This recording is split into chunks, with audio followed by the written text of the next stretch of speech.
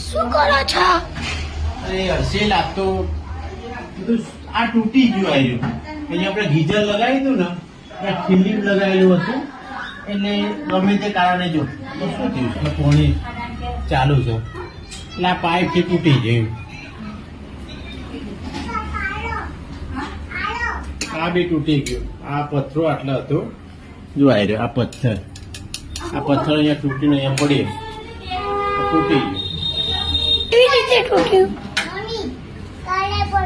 આ તૂટી ગયું એના જાતે. આ લગભગ કાટ આવ્યો હતો એટલે જાતે બધું પડ્યું. હવે આપણે શું કરીશું? હવે બધું આ પાઇપ કાઢ દેવી પડશે હાલ આપણે. આ જે જોડાણ હતું ને આટલા એ તૂટી ગયું એટલે આ બધું અંદરથી આપણે લગાવ્યું છે, ખાલી લાકડું લગાવ્યું છે અહીંયા પોણી છે એના માટે. એટલે આ જે આપણે હાથ ધોવાનું હતું ને એ હવે પોણી આવતું બંધ થઈ ગયું આના અંદર.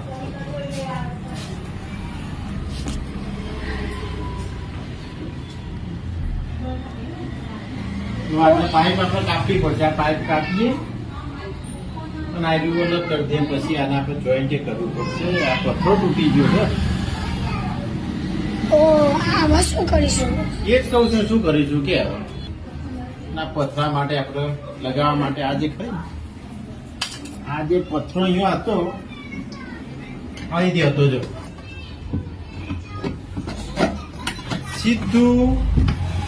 સીધું પડ્યું આ ગીઝર આર્યું આના ઉપર જ પડ્યું.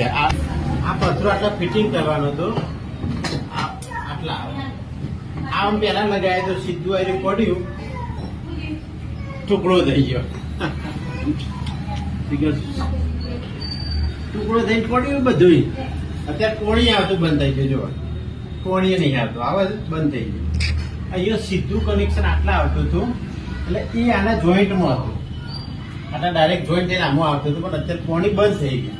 આર્યું અત્યારે આપણે ટેમ્પરરી બૂચ મારેલું છે બરાબર. એટલે હવે આનું બધું ખોલી દઈશું અને આ પાઇપથી અલગ કરીને આ ગીઝર અત્યારે મૂકી દઈશું અને કાલે આપણે પ્લમ્બરને કોઈ બોલાવવું પડશે એટલે આ અહીંયાથી જોઈન્ટ કરી અને આ જે પાઇપ ઉપર જાય ડાયરેક્ટ આપણે ગીઝરની છે ગીઝર એટલે આ પાઇપ અહીંયાથી કાઢી દઈશું આપણે.